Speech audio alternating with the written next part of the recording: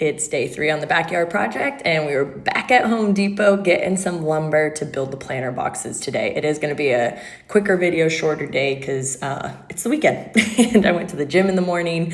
We had plans just to kind of chill and actually relax together Saturday night. So loaded up these 4x4 posts and 30 cedar fence planks. So they're 6 feet long, 5.5 feet wide. And this is what I'm going to use to build 3 different planter boxes. So I get home and I'm just getting basically the area set up. So we have these 2 little temp sawhorses Andrew actually snagged from, I forget where, a property that we were flipping, somebody left behind. So they finally came in handy. Got all the lumber out and then measured out my 2-foot lengths for this post for the corners of each planter box. And I basically can get 4 corners from 8 feet because 2 feet into 8 equals 4. But then the funny thing was my circular saw actually only goes 1.5 inches deep in the cut. So I basically had to rotate through the 4x4 post on all 4 sides, cut around, and then there was a little piece left in the middle. And I used kind of like our little, I don't even know what you call it, jigsaw.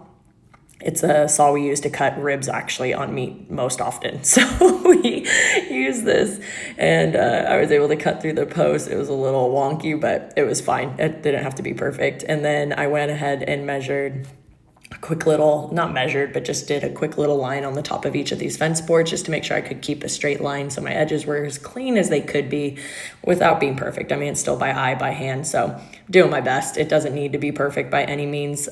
Just needs to be decent. So had my 2 fence posts on either side. So this is going to be the long side of the first planter box. 4 slats are going down it. And then there's like a little 2-inch footer on the bottom that we're leaving.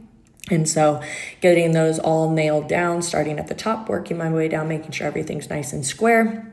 And then once that one's done, I can do the other side. And this is my first time doing this. So I'm planning just to do one, and then that way I can learn and make sure if there's anything I should do differently on the second one, I can do it differently. So lining this up, this is the second side. So they're 6 feet long, 2 feet tall, and 16 inches wide, actually. 16 inches wide is what we measured out.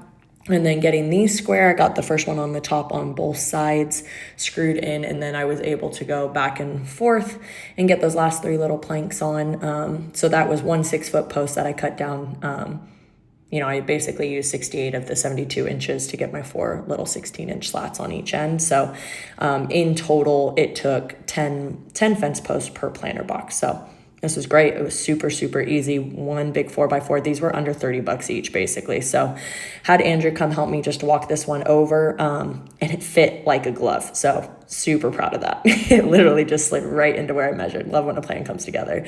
And now, so I'm ready to rock for the second one. I can move much faster. So I make those cuts on that 4x4, get my 4 corners. I line out those fence slats, get my 10 cuts done. Only thing I missed here was just cutting those 16-inch pieces. So I had to set the sawhorses back up and cut those after I did the left and right sides of the long sides. So that was a little annoying, but that's fine. It is what it is. Cut those really, really fast. And then I did my sides. And again, it was much easier the second time because now I felt confident that, okay, this works. This is going to work out and be good. And then I carried this one over actually by myself and put that in place. They're super light, which is really nice. So for anybody else that might want to do something like this, you can absolutely do it on your own. So had to move the river rocks a little bit more. They fell in, but still fit like a glove. And I was very proud. So now we have our 2 deep planter boxes for those 3 jasmine plants to go in each. And I think it's going to look really good. So I have 2 more to finish now on Monday. Sunday, we're hanging out with some friends, but I'm going to get those done on Monday. Post those later.